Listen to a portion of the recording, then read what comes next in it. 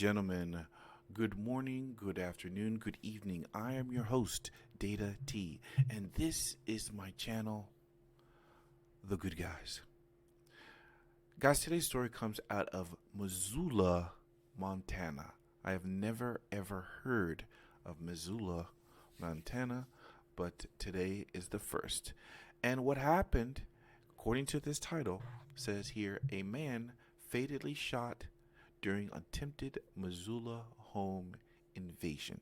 Before we get into this story, guys, if you don't mind, please leave a like, leave a comment, subscribe, and hit me on Twitter. I love talking there. Okay, don't mind the interaction. So let us get into this story.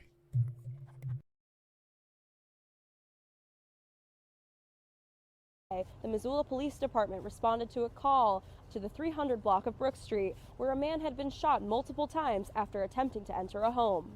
A homeowner encountered a male attempting to gain access into his residence.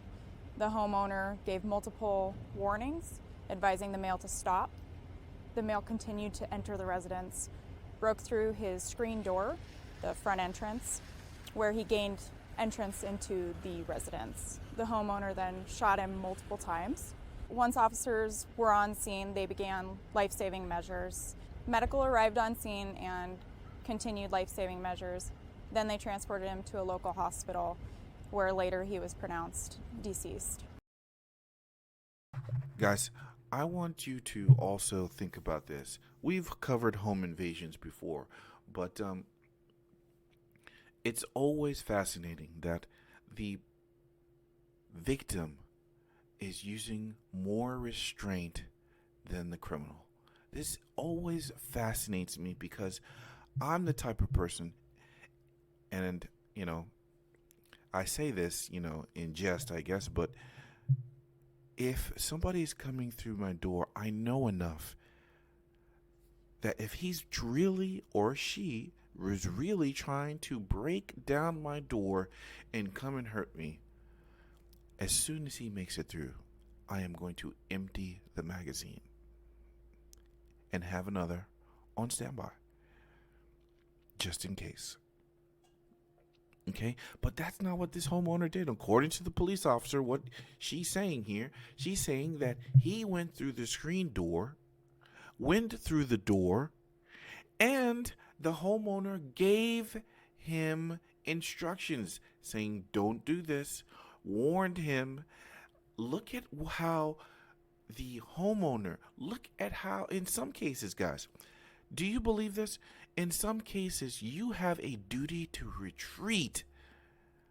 Now, they call this castle doctrine, where, hey, it's your home and you don't need to do that. But in some states, they have this. In some states, you actually have to be behind a locked barrier even after the person comes into your home. So let's say you got to be in another room, lock the door, and if he goes through that one, then you can shoot him. It's bullshit. Some cases where, hey, you have to keep your firearm locked in a safe or storage. Why? These are all things designed to make it harder for the individual to use his firearm versus the victim or the perpetrator, where the perpetrator has limitless abilities. There are no restrictions on him because guess what? He is not abiding by the law. People have to understand this. And it's only an ideologue who believes in this bullshit. So let us finish out the rest of the story. Missoula Police spokesperson Officer Whitney Bennett said law enforcement has spoken to the homeowner who has been cooperative with the investigation. More details are expected to be released following the coroner's report. That just goes to show that you need to make sure that your home is locked and secured. The Missoula Police Department is still investigating this situation, and we will update you as soon as we get more information. In Missoula, Emily Brown, MTN News. Well, you guys heard it. Missoula, Montana. Okay? Very, very strange, but I like the name. Okay? Guys, what do you guys think? Police officer didn't want to come out and say, actually, hey, get a firearm. But they did say, what? Protect your home, all that jazz. Okay? What stopped this man was a gun. And you know it. I know it. Everybody knows it. And if good people don't have guns, how do they protect themselves? Good people have guns, ladies and gentlemen. Good people have guns. They should always have guns.